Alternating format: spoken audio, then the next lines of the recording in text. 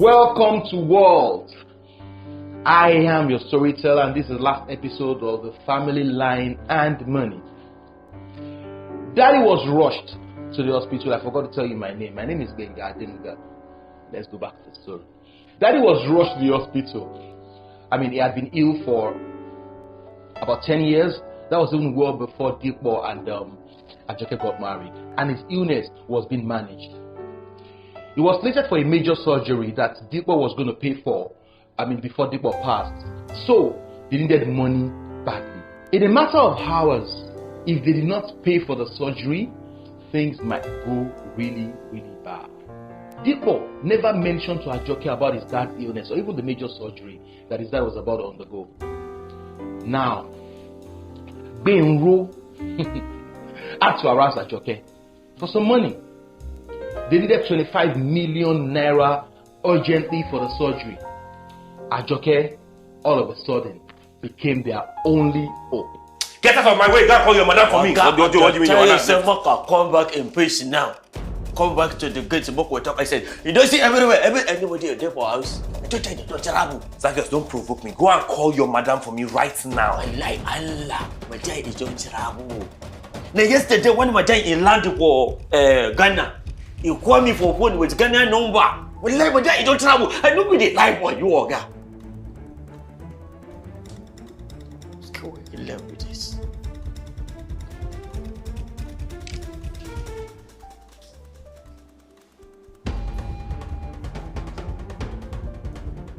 Auntie me, Zacchaeus is telling me that Ajoke has traveled. He said she's gone to Ghana. Where are we going to find money for the surgery? Auntie me, sorrow now. You're not saying anything. Talk to me now. I'm here alone. I don't. Darling, call.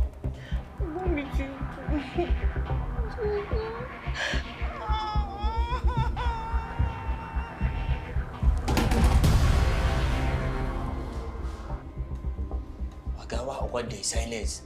Why they drop your phone like that? No be on the chat. What take a they tell you again? Man, I don't like trouble. Papa, don't go. Papa, you don't go Ghana. Go meet your madam. Papa, don't die! Hey! Your papa, don't die. Call your madam. Hey! Call your madam for phone now. Daddy, papa, you come here yesterday. Oh, hey! Did my papa come here yesterday? Oh, don't die. Hello, madam. Yes. Very powerful.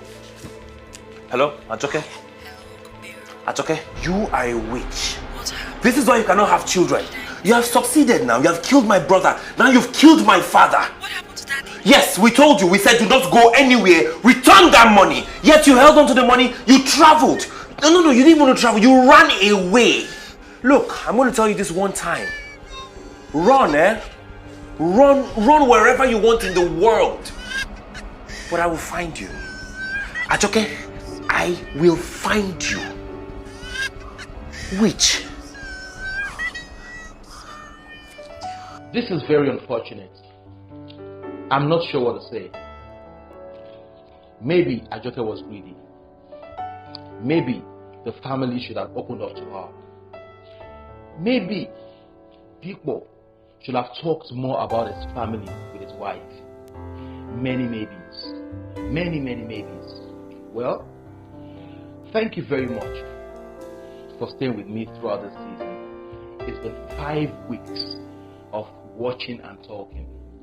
We look forward to another splashing season next month. From every one of us at Walt, we want to say thank you, and we love you. See you next season.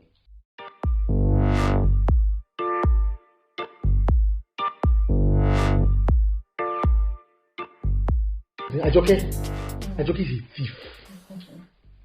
Ajoke is a thief.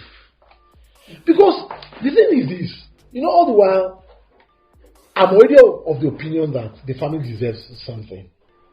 Me too. I don't think they have a right to demand for it.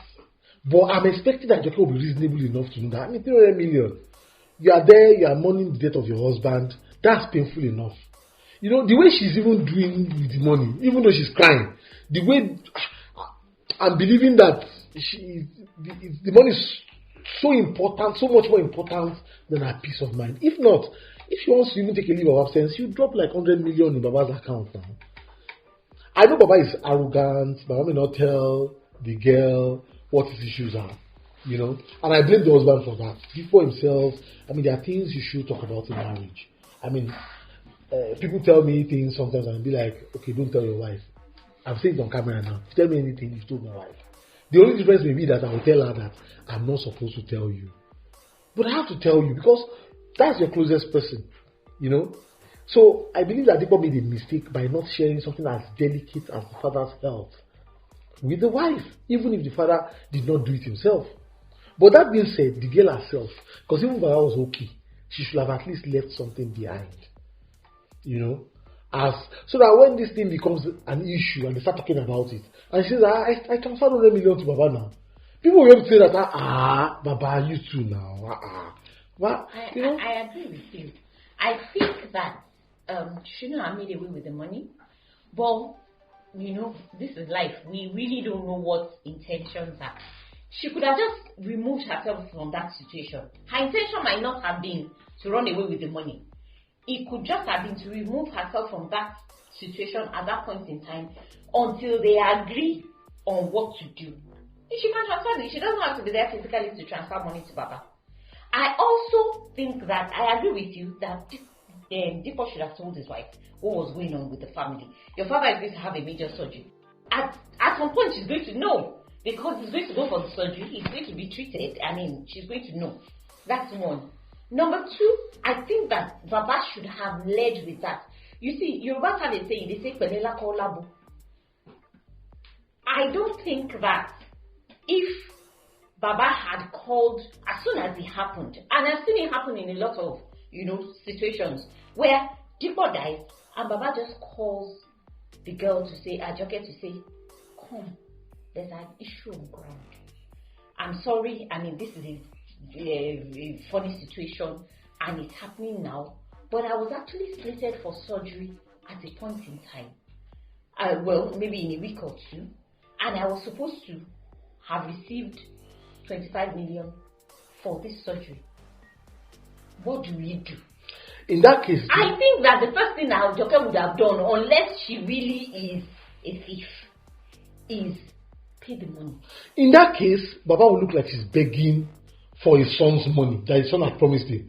It's not a matter of begging. It's a matter of, look, this thing was on ground before anything happened. It's not begging. But look this at this was situation. going to happen. Your husband was going to do this. But she was there when the man had an heart attack. And she still went to Ghana. Yes, but you see, if we're looking at this situation, she was there when he had a heart attack on that day. But either on the same day or the next day, she was out of the country. I'm saying that instead of fighting for how many days after the guy had died and they gave her a 3-day ultimatum and all that, I think that the man could have called her. It's not begging. This is what your husband was going to do. I agree with you. So what do we do? Whether money came or not. The man should have been able to tell her.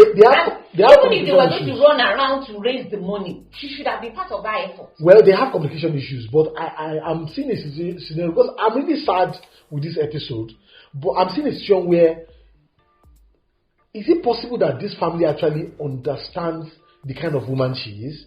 Because this thing was a test of her character. Her husband just died. She had so many choices. She was calling the shots because the money was in her account.